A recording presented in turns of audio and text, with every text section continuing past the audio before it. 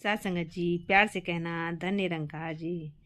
देखिए, हमारा उद्देश्य ये रहता है कि हमारे बच्चे अच्छे बने, संस्कारी बने, सत्संग जाएं, अच्छी अच्छी बातें भी सुने।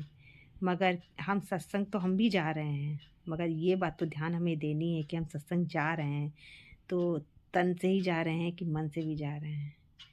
क्योंकि अगर शरीर से खाली तन से ही हम जाके वहाँ बैठ रहे हैं तो वो तो कहीं ना कहीं खाली लोगों को दिखाने के लिए, अपने को गिनवाने के लिए कि हाँ आज मैंने सत्संग कर ली, तो वो तो खाली गिनवाना हुआ। तो उससे कोई जीवन में कोई भी अंतर नहीं आने वाला जब तक हम मन के साथ वहाँ पे नहीं जाते हैं।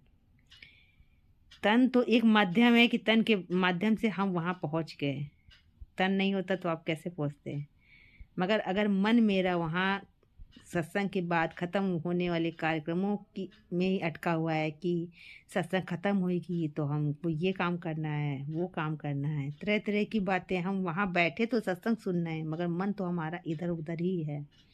तो ऐसी सत्संग से भी जीवन में कोई भी परिवर्तन नहीं आने वाला। ना जीवन की दशा बदलती है, ना दिशा ना दशा।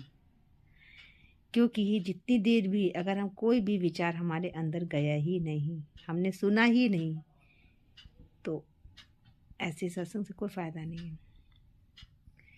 कहते हैं कि 20 मिनट के विचार में अगर हम एक बातें भी अपने जीवन में ढाल लें, बहुत बड़ी बात होती है। क्योंकि सुनना, समझना और उसको अपने कर्मों में ढालना बहुत बड़ी बात है।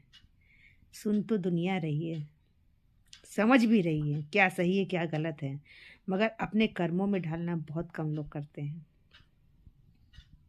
अभी हम ही कोई से कोई बात कहते हैं तो उसका असर तब होता है जब वही बात मेरे अंदर दिखाई देती है उसको, तब सामने वाला व्यक्ति भी मानता है कि हाँ ये बात ये सही कह रही हैं, ये भी ऐसा ही करती हैं। अगर हम कहने को तो हम कहते झूठ मत बोलो, नहीं बोलना चाहिए, और मैं अगर बोल रही हूँ तो सामने वाले के ऊपर इस बात का बिल्कुल भी फ़र्क नहीं पड़ेगा।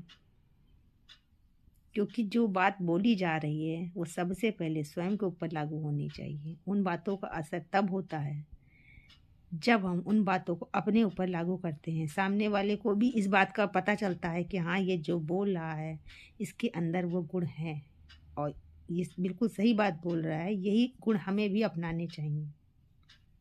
कहते हैं बातों में वजन तब होता है जब आपके कर्मों में वो बात दिखाई देगी। हमने तो कह दिया कि सबके साथ अच्छा व्यवहार करिए, कहने से क्या होगा? हम ही किसी के साथ अच्छा व्यवहार नहीं कर रहे हैं तो जिस भी इंसान को हम बोल रहे हैं वो हमारे सामने भले ही ना बोले, मगर हमारे जाते ही या कहीं भी अलग होते ही वो तुरंत ये बात कहेगा कि कह तो रही हैं कि सबके साथ अच्छा व्यवहार करो, मगर ये तो किसी के साथ अच्छा व्यवहार नहीं करती। तो उस बात का कोई मोल ही नहीं है। तो कोई भी बात बोलने से पहले इसीलिए कहा जाता है कि सोच समझ के बोलना चाहिए। जितना हम बोल रहे हैं वो सत्य है कि नहीं है, और जो बात हम किसी से करने के लिए बोल रहे हैं कि ऐसा करिए ऐसा ना करिए, तो वो बात हम कर भी रहे हैं कि नहीं रहे हैं। अगर हम बिना अपने कर्मों में उस बात को ढाले लोगों को खाली समझाने की कोशिश कर रहे हैं कि आप ऐसा करिए ऐसा करिए, तो लोगों के ऊपर इन सब बातों का कोई प्रभाव नहीं होने वाला है। और उस बात को बोलने से भी कोई फ़ायदा नहीं, समय भी व्यर्थ गवा रहे हैं और लोग भी सुनने वाले नहीं इस बात को। तो कोई भी बात को बोलने से पहले सबसे पहले अपने कदमों में ढालना ज़रूरी होता है। चाहे कोई लोग हों, चाहे आपके घर के सदस्य हों, चाहे आपके बच्चे ही क्यों ना हों, वो तभी देखेंगे जब आपके अंदर वो बात दिखाई दे रही होगी। तो आपको ज़्यादा नहीं समझाना पड़ता, खाली 1-2 लाइनों में ही आप उस बात को बोल देंगे और लोग समझ भी जाएंगे, उसको मानेंगे भी, उसका असर भी होगा। तो सबसे पहले अपने ऊपर बदलाव लाइए।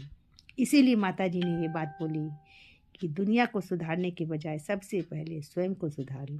जब स्वयं को सुधारोगे तो आपके अंदर इस बदलाव को देखकर कुछ लोग तो सुधरने लगेंगे, अपने आप ही समझने लगेंगे। तो सबसे ज़्यादा बदलाव की जो ज़रूरत है तो हमें अपने अंदर बदलाव की ज़रूरत है। दूसरों को बदलने अगर लग गए तो पूरा श्वासें ही व्यर्थ चली जाएंगी और हम बदलाव ला ही नहीं